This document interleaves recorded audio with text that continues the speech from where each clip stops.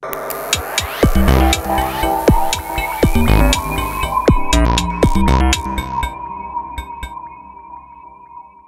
오늘 마지막 정치 토픽입니다. 문재인 뇌물죄, 김정숙 특활비 싹 다 지금 잊었느냐?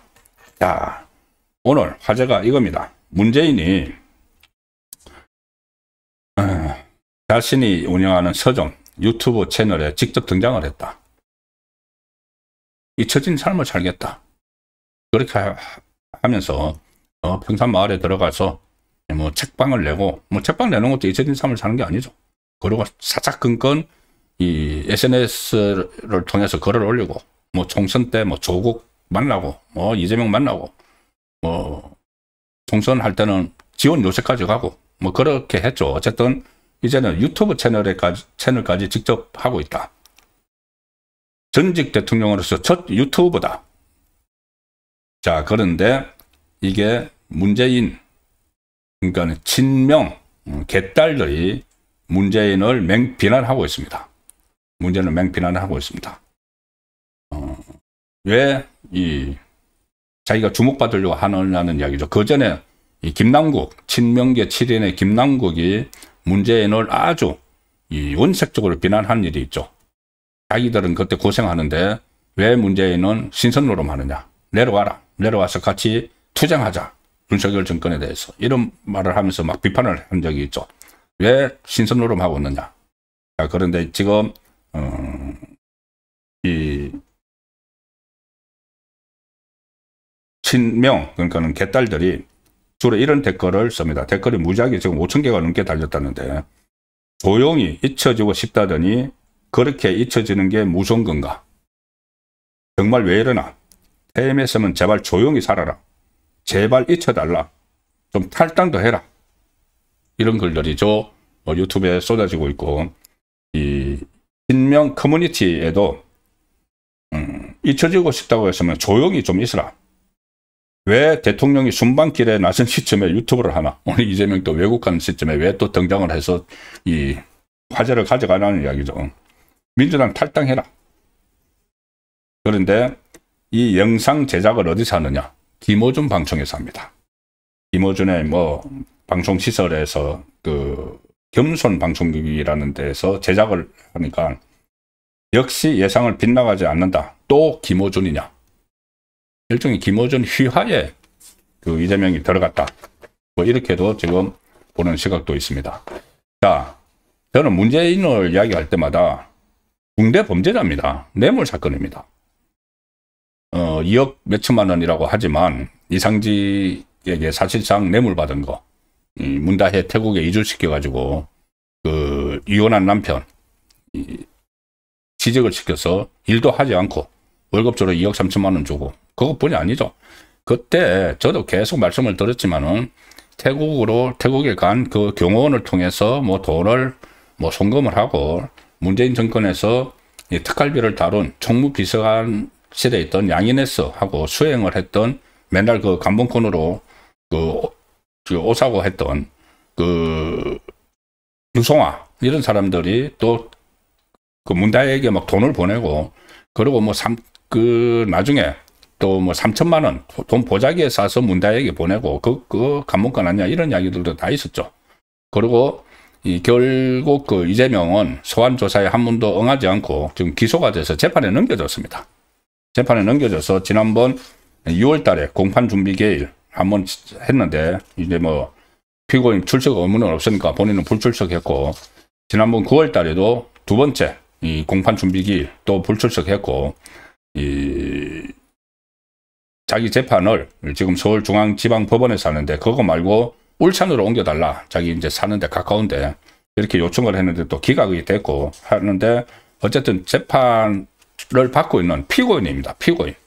피고인이 지금 유튜버를 한다. 김어준 쪽에 가가지고, 그리고 지금은 무슨 책 소개를 하는, 탁현민 씨하고 같이 책 소개를 하는 이런 콘텐츠를 싣고 있지만은, 나중에 정치적인 현안이 불거졌을 때 또 자기에 대한 재판은 또 11월 달에 하나 잡혀 있습니다.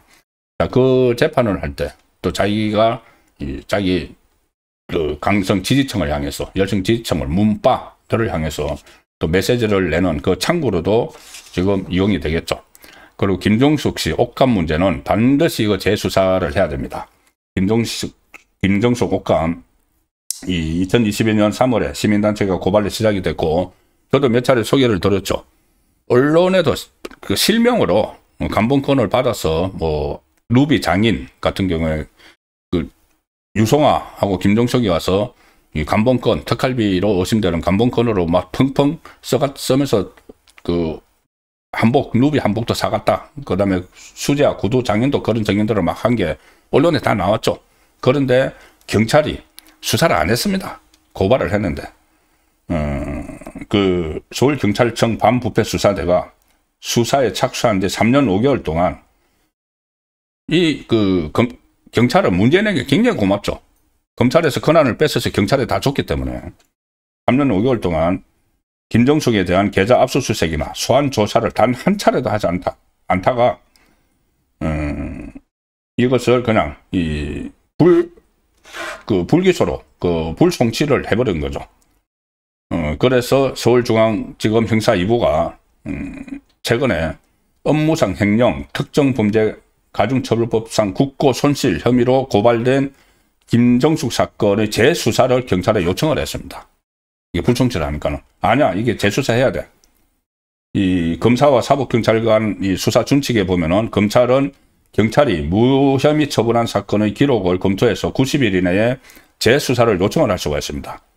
그래서 검찰이 경찰의 김여사 사건 기록을 검토를 해보니까 재수사가 필요하다. 왜? 수사를 안 했기 때문에. 수사 안 했습니다. 3년 몇 개월 동안. 그래서 이 수사도 지금 받아야 됩니다.